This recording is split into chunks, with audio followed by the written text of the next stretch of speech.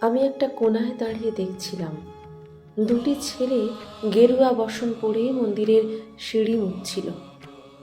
এত মন দিয়ে আমি কাউকে সিঁড়ি মুছতে দেখিনি, এত ভালোবাসা দিয়ে আমি কাউকে ধুলো তুলতে দেখিনি।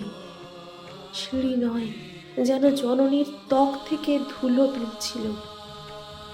এভাবে কেউ সিঁড়ি থেকে ধুলো মুছতে পারে আমি কোথাও দেখিনি।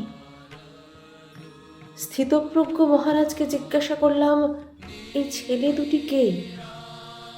মহারাজ মৃদু হেসে বললেন, একজন নিউক্লিয়ার ফিজিসিস্ট, একজন IBM-এর 6 লাখ টাকার চাকরি ছেড়ে এখানে এসেছে, সিঁড়ি ধুতে এসেছে।